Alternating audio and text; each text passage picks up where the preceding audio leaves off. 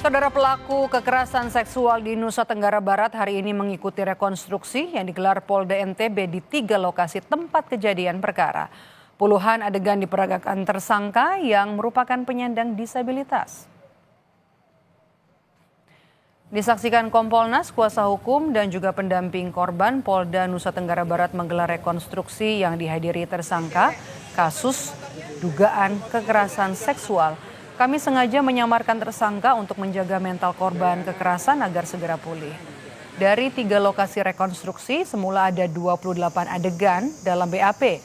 Namun kemudian berkembang menjadi 49 adegan yang diperagakan berdasarkan keterangan yang diberikan tersangka.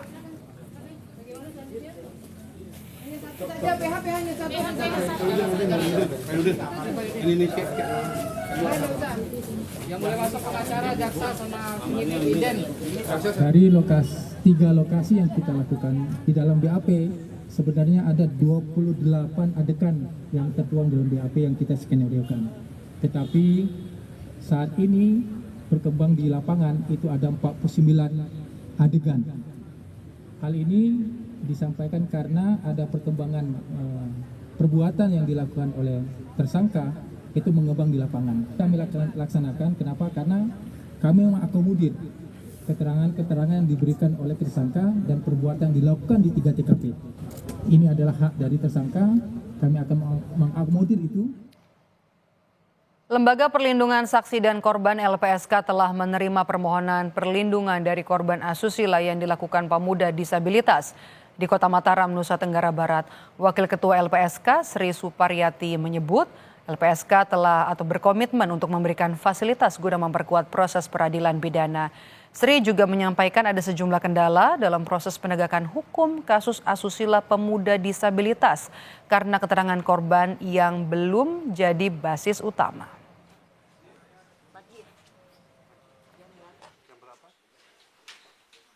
Ada 4 orang korban yang mengajukan permohonan, kemudian 2 orang pendamping karena mendapatkan tekanan psikologis ya, seolah-olah kejadian itu tidak terjadi. Padahal korban menyatakan itu terjadi. Itu yang kita fasilitasi untuk memperkuat proses peradilan pidana, dan saya kira itu menjadi bagian kerja LPSK di dalam menguatkan proses peradilan pidana. Tugasnya LPSK memastikan bahwa keterangan yang diberikan oleh saksi korban adalah berdasarkan apa yang dia lihat, dia dengar, dan dia alami. Sebelumnya, Komisi Kepolisian Nasional Kompolnas mendatangi Mapolda NTB. Kompolnas mengawasi dan juga memantau langsung proses penanganan yang dilakukan tim penyidik Ditreskrimum Polda Nusa Tenggara Barat dalam kasus dugaan kekerasan seksual yang harus sesuai prosedur, terlebih melibatkan kelompok rentan baik tersangka penyandang disabilitas maupun ke-15 korban. Kompolnas juga memastikan hak-hak tersangka ataupun korban terpenuhi.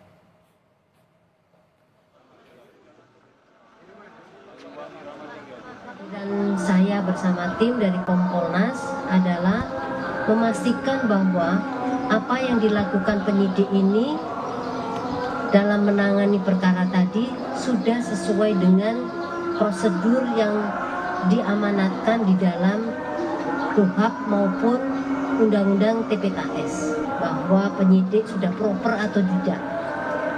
Jadi tidak hanya menangani tersangka, tetapi juga menangani korbannya. Ini dua-duanya adalah kelompok rentan. Jadi penyidik harus memahami bagaimana menangani seseorang sebagai tersangka yang kelompok rentan maupun korban perempuan kelompok rentan.